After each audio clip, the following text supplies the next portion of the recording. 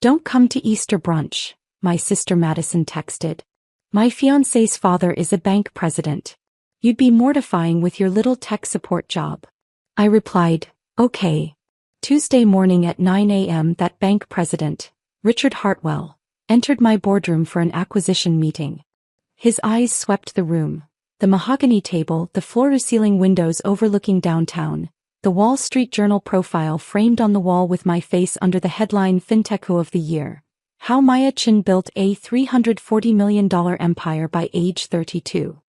He started screaming because his son Derek was standing beside him, about to pitch their bank services to my company, and they'd spent the entire weekend telling Madison how they'd elevate her family's status away from her failure sister.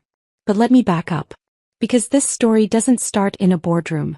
It starts 28 years ago when my parents decided which daughter would be the investment, and which would be the disappointment. If you've ever been the family scapegoat while a golden child got everything, keep listening. This gets satisfying. My sister Madison was born beautiful. I was born curious. In my family only one of those things mattered. Mom enrolled Madison in pageants at age 4. Piano at 5. Etiquette classes at 6. Every dollar, every weekend, every conversation revolved around Madison's potential. She had the looks, the charm, the social intelligence to marry well, which was, according to my mother, a woman's most important career. I had thick glasses, math competitions, and a coding hobby that Dad called playing on the computer. When I was 12, I asked for a laptop for my birthday. Dad laughed. "Madison needs braces. We're not wasting money on your computer games." Madison got the braces. She also got the Sweet 16 party, $8,000, the new car at 17, BMW, the college apartment off campus, $2,400 per month, and the post-graduation Finding Yourself year in Europe, $45,000. I got a used desktop from a garage sale that I bought with money from tutoring. I taught myself to code using free YouTube tutorials and library books. I got a full scholarship to state school, worked 3 jobs, and graduated with a double major in computer science and business. The week I graduated, Madison announced her engagement to Trevor Whitmore, from the Connecticut Whitmores, darling, at a family dinner. Mom cried happy tears. Finally, a connection to real society. Dad raised his glass.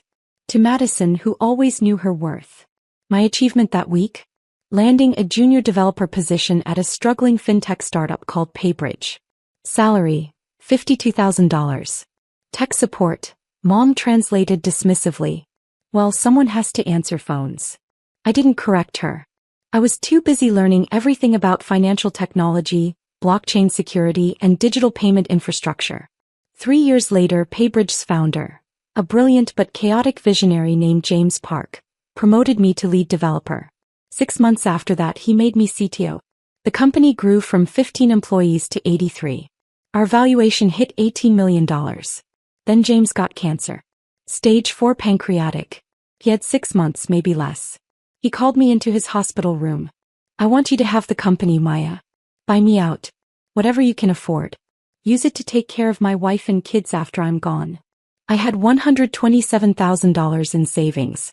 I took out loans for another $300,000. James sold me 60% of PayBridge for $427,000, about 1/20th of what it was worth. He died 3 weeks later.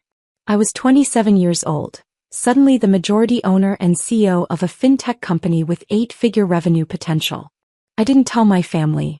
Why would I? They'd never asked about my job beyond confirming it wasn't important. Mom still introduced me as Maya. She does something with computers, while spending 30 minutes detailing Madison's Pinterest-perfect engagement party.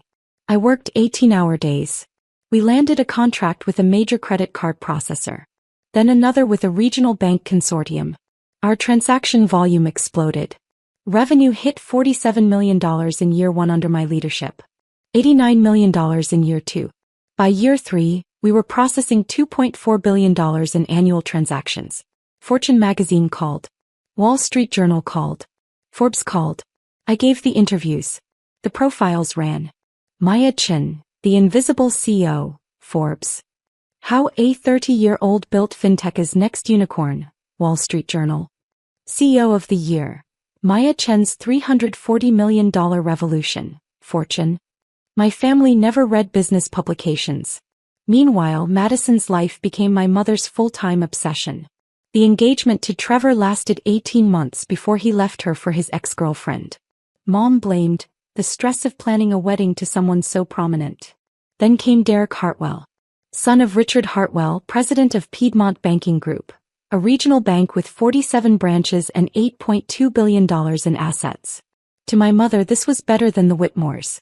Banking royalty, she breathed. Old money stability. The engagement happened fast. Derek proposed after 4 months. Madison said yes. Mom planned an Easter engagement brunch at their country club. $18,000 for 80 guests. I got the "don't come" text on Good Friday. What my family didn't know, Piedmont Banking Group had been courting Paybridge for 8 months. Richard Hartwell himself had sent the initial inquiry through his chief innovation officer. They wanted to acquire our payment processing technology. Their legacy systems were hemorrhaging market share to fintech companies like mine. They needed to modernize or die. The preliminary offer was $340 million.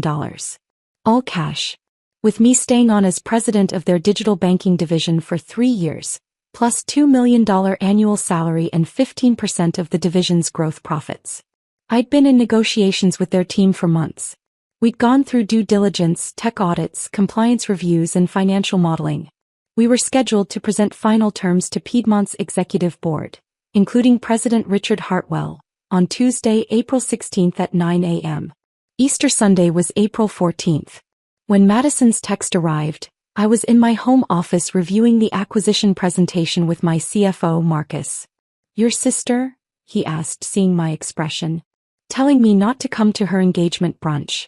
Her fiancé's father is Richard Hartwell." Marcus started laughing. He laughed so hard he had to sit down. "The same Richard Hartwell who's been calling you the most impressive CEO I've encountered in 20 years? That Richard Hartwell. That's the one. Does she know you're acquiring? Wait, does she know anything about your company? She thinks I do tech support." Marcus wiped his eyes. "Why? Tell me you're going to that meeting on Tuesday." "Of course I'm going. It's a $340 million acquisition." "No, I mean, are you going to tell them?" "Before the meeting." I thought about 28 years of Madison needs, and we can't waste money on Maya's hobbies. I thought about my mother introducing me as, she does something with computers, at Madison's engagement party while Madison stood in her $4,200 dress that Mom had bought her.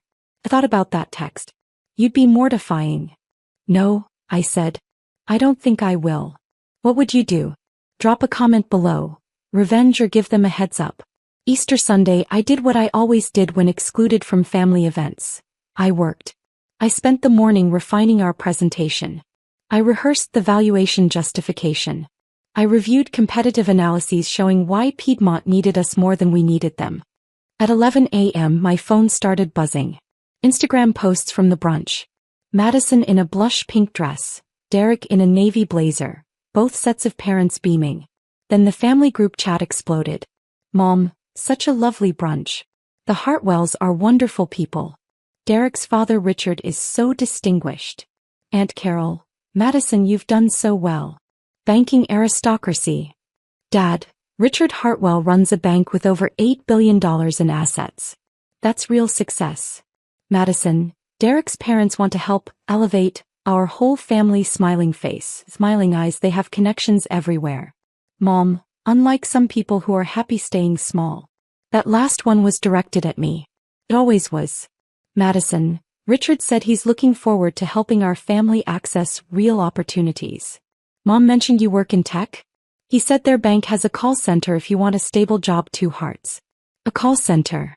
Richard Hartwell, who'd spent 8 months negotiating to acquire my company for $340 million, had apparently told my family his bank had a call center position for me.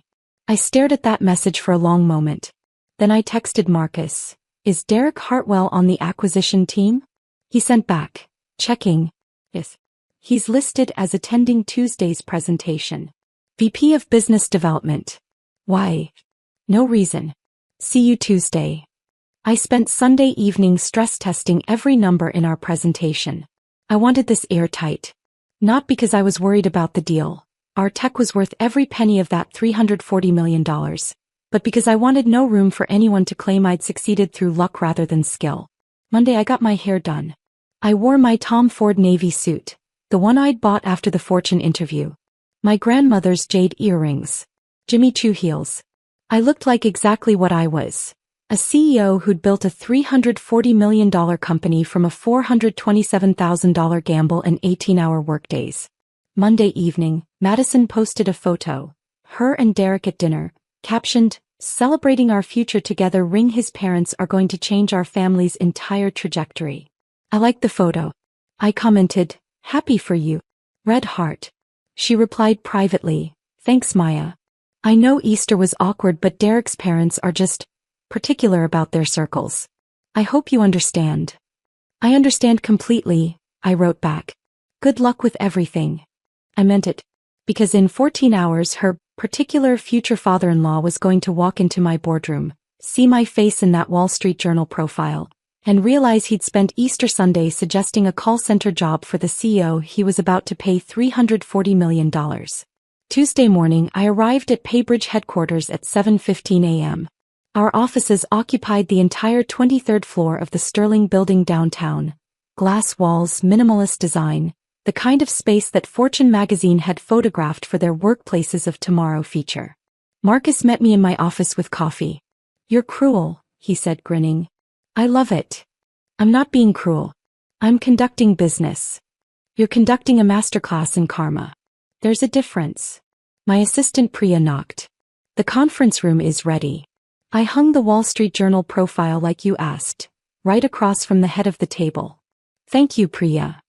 Also," she lowered her voice, "I may have Googled the Hartwell family last night. Derek's LinkedIn says he specializes in relationship banking and business development. He has 17 connections. And how many connections do I have? 8,412, including 3 senators, the CEO of MasterCard and the founder of Square." Marcus laughed. "This is going to be beautiful." At 8:45 a.m., I walked to the conference room. The Wall Street Journal profile hung exactly where I'd requested. A 4-foot framed print showing me in front of our server room, headline in bold, "FinTech CEO of the Year, How Maya Chen Built a $340 million Empire by Age 32. Below it, the article excerpt, "I taught myself to code because no one thought I was worth investing in," Chen says. "Best motivation I ever had." Our team assembled. Marcus as CFO, Jennifer our CTO, David our Chief Compliance Officer, and Priya coordinating. Everyone knew about the family connection. Everyone was trying not to smile. "Professional," I reminded them. "This is a business transaction. Whatever happens personally is secondary." "Of course," Marcus said, absolutely failing to look professional. At 8:52 a.m. building security called. "Ms. Chen, the Piedmont Banking Group delegation is here. Send them up." I stood at the window looking out over the city. 23 floors below, morning traffic crawled through downtown. From here you could see the Piedmont Banking Group headquarters. A traditional stone building, old money architecture, everything my family thought represented real success. In 8 minutes, the president of that building was going to realize that the daughter he'd suggested for a call center position was the CEO he'd been negotiating with for 8 months. "They're in the elevator," Priya called. I turned from the window, smoothed my suit jacket, checked my reflection in the glass. Composed, professional, powerful. The elevator chimed. Richard Hartwell entered first, 62, silver hair, Brooks Brothers suit, the assured stride of someone who'd never been told no. Behind him, 3 executives I'd been negotiating with via video calls. Susan Park, Chief Innovation Officer, Thomas Brennan, General Counsel, and Michael Torres, CFO. And Derek. 29, sandy hair, navy suit that cost less than my shoes. He carried a leather portfolio embossed with Piedmont's logo. They all stopped in the doorway. Not because of me, I was standing to the side. They stopped because of the Wall Street Journal profile hanging on the wall. 4 feet wide. My face. That headline. Richard's eyes went to the profile. Then swept the room. The glass walls, the view, the technology displays showing our real-time transaction processing. Then to me. "Ms. Chen," he said slowly. Why CHEN? Mr. Hartwell. Welcome to PayBridge. I extended my hand. I believe we have an acquisition to finalize. His face went through several emotions. Confusion, recognition, disbelief, and then something close to horror. Derek made a choking sound. Maya? Madison's sister Maya? Hello, Derek. Congratulations on your engagement. Richard looked at the Wall Street Journal profile, then back to me. You're Maya CHEN. The Maya CHEN. PayBridge's founder and CEO. That's correct. Please sit. I gestured to the conference table. No one moved. There must be some mistake, Derek stammered. You work in tech support, Mom said. Madison said you answer phones for some startup. I did answer phones, I said calmly. In 2017 when we had 15 employees and I was doing every job that needed doing. Now we have 247 employees, and I focus primarily on strategy and acquisitions. I looked at Richard. Like this one. Susan Park, their CIO who I'd actually enjoyed working with, had started to smile. Mr. Hartwell, we've been negotiating with Ms. CHEN for 8 months. She's been the primary contact for all technical and strategic discussions. But, Easter, Richard said, his voice faint. We had Easter brunch. Derek said his fiancée had a sister who worked in tech. We thought. He trailed off, understanding dawning. Oh my God. You suggested I might be interested in a call center position, I said pleasantly. Through my sister. It was thoughtful. Derek had gone pale. I told Madison my parents could help your whole family access real opportunities. I said my father runs a bank with over $8 billion in assets. $8.2 billion, I corrected. As of Q4 last year. Though your operational costs are running high, about 73% of revenue, which is why you're losing market share to digital-first competitors. It's in the analysis we prepared. I nodded to Marcus, who slid bound presentations across the table. This can't be happening, Derek whispered. But it was happening. And I was just getting started. Gentlemen, Miss Park, please sit. We have a lot to cover. I took my seat at the head of the table, my chair slightly higher, positioned in front of that Wall Street Journal profile. They sat slowly. Richard looked like he was attending his own funeral. Derek kept staring at me like I'd sprouted a second head. Let's begin with the valuation, I said. Marcus advanced the presentation on the screen. $340 million, all cash. This is based on PayBridge's current transaction volume of $2.4 billion annually, our growth rate of 340% over 3 years, and our proprietary security architecture that your compliance team valued at $120 million alone. 47 companies tried to recruit or acquire us last year, Jennifer added. We're only at this table because Ms. CHEN specifically wanted to work with a regional bank that could benefit most from modernization. That's very generous, Thomas Brennan said carefully. He was the only one who seemed to have recovered his composure. It's strategic, I corrected. Your bank has strong regional presence but antiquated infrastructure. We have cutting-edge technology but want deeper integration with traditional banking systems. It's complementary. Ms. CHEN, Richard finally spoke. His voice was steady but his hands trembled slightly. I owe you an apology. Several apologies. Easter Sunday I suggested. I implied that I might be suitable for a call center position. Yes. I didn't know. You didn't ask. I kept my voice level, professional. In 8 months of negotiations, you never asked your son who his fiancée's sister was. You never asked Madison what I actually did. You made assumptions based on limited information. I paused. It's a common mistake in business. Making decisions without complete data. The room was silent. However, I continued, personal matters aside, this is a sound acquisition. Your bank needs our technology. We want your infrastructure. The deal makes sense for both parties. Unless you don't want to work with me anymore, Derek said suddenly. He sounded panicked. Because of Madison. Because we didn't. Because Easter. I looked at him. Really looked at him. 29 years old, VP title he probably got because of his father, terrified that his personal life had just destroyed his professional credibility. For a moment, just a moment, I almost felt sorry for him. Then I remembered Madison's text. You'd be mortifying. Derek, I'm not emotional about business. If this acquisition makes financial sense, my feelings about Easter Sunday are irrelevant. I turned to Richard. But I do have one question before we proceed. Anything, Richard said immediately. The division I'd be running. Digital banking, $2 million annual salary, 15% of growth profits. Is that offer still on the table? Yes, Richard said. Absolutely yes. Miss Chen, that offer was made because you're the most capable executive I've encountered in 2 decades of banking. Nothing that happens Sunday changes your qualifications. Good. Because I'm accepting. I slid a signed letter across the table. My attorneys reviewed the terms. I'm ready to proceed. Relief flooded Richard's face. Then confusion. You're accepting? Even though you suggested I work in a call center? Yes. I smiled. Mr. Hartwell, here's what you don't understand. For 28 years my family told me I wasn't worth investing in. They were wrong. For 8 months, you've been telling me I'm worth $340 million. You were right. I stood. Everyone stood with me. What happened Sunday was personal family drama. What happens today is business.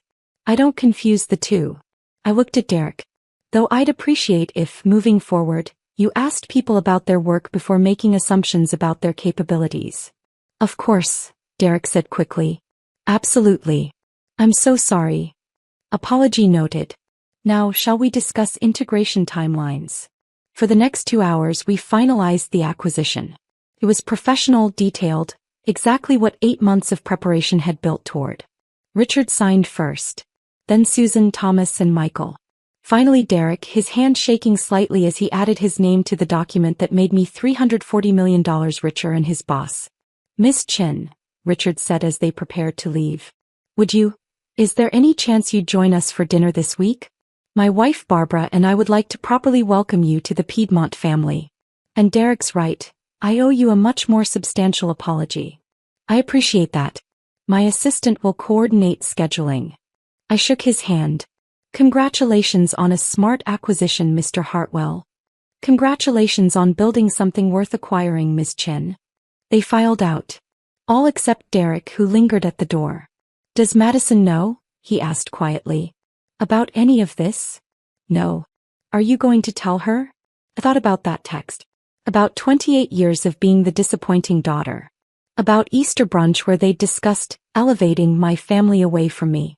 Actually, I said, I think I'll let you tell her. Tonight when you explain why you're suddenly working for her tech support sister. Derek's face went pale. She's going to, oh God. Yes, I agreed. She is. Derek left.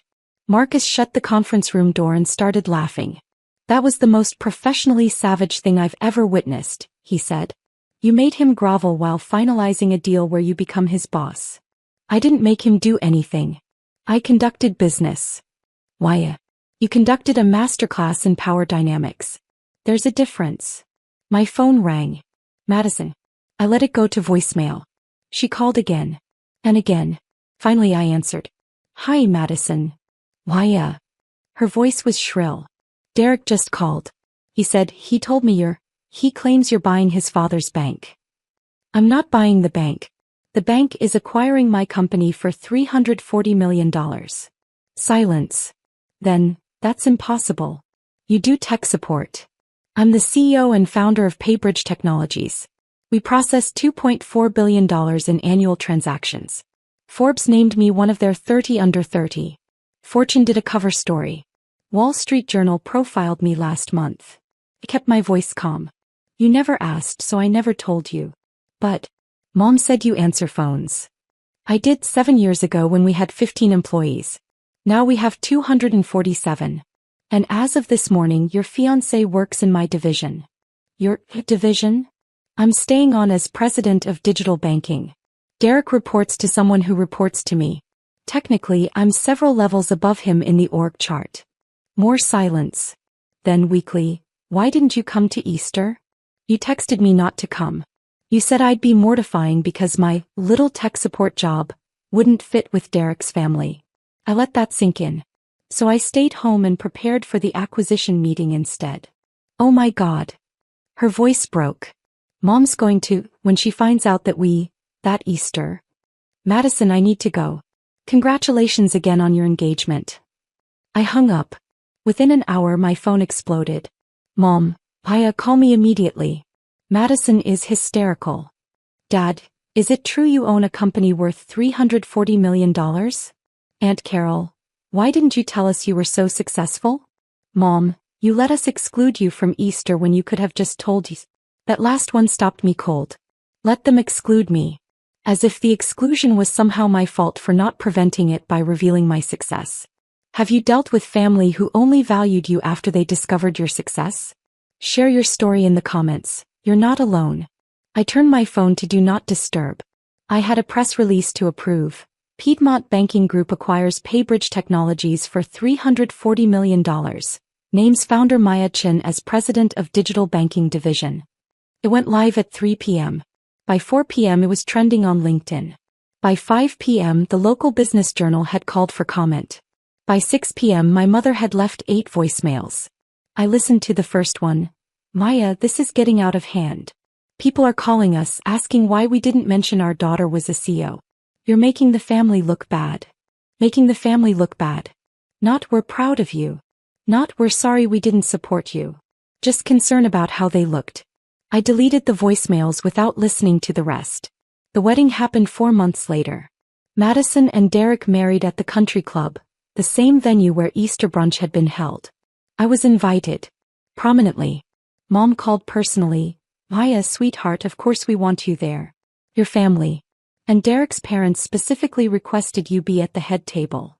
I'll be out of the country, I lied. Business in Singapore. Can't you reschedule? For your sister's wedding.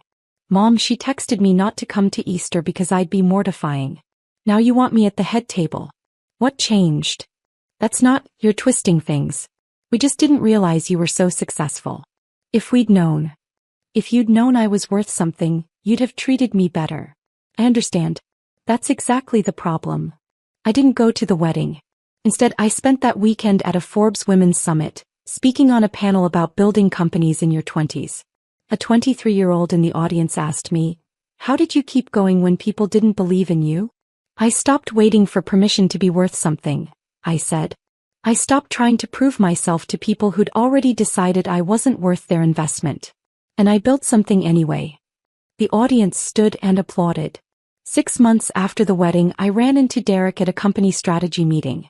He'd been working hard, actually, learning digital banking, taking initiative, proving he was more than his father's son. Maya, Ms. Chin, he corrected himself. We kept things strictly professional. I wanted to thank you. For still doing the deal. Even after everything. Derek, business is business. No, I mean, you could have humiliated me. Humiliated all of us. You didn't. You were professional even when we weren't. I considered this. Derek, I spent 28 years being dismissed by people who should have believed in me. I built a company worth $340 million to prove I had value. But somewhere in that process I realized something. I didn't need to prove anything. Not to my family, not to you, not to anyone. I already knew my worth. Madison asks about you sometimes, he said quietly. I think she regrets how things went. Does she regret treating me badly, or does she regret treating me badly after discovering I was successful? There's a difference. He didn't have an answer. A year after the acquisition, PayBridge's technology had increased Piedmont's transaction volume by 340%. Richard Hartwell sent me a bonus, $4.8 million. The note attached said, Maya, thank you for being gracious enough to work with us despite our failure to recognize your worth immediately. You were right, I made decisions without complete data. I won't make that mistake again. Richard. I framed it. Not because of the money, though $4.8 million was nice, but because it was the apology my own family never gave. Mom still calls occasionally. She's proud now, she says. She tells her friends about her daughter this evening. She wants to have lunch to reconnect. I'm cordial. I'm polite. But I remember that text. You'd be mortifying.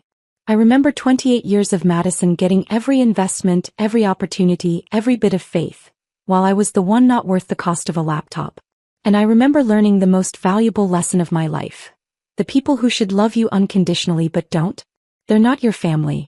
They're just relatives. My real family was James Park, who sold me a company for a fraction of its value because he believed in me. Marcus, who stood beside me through every sleepless night. Jennifer, Priya, David. People who saw my capability before they knew my net worth. Those are the people who get my time now. Those are the people who earned it. If this story resonated with you, share it with someone who needs to hear it. Sometimes the family that raises us isn't the family that values us, and that's okay. Build your own table. Fill it with people who saw your worth all along.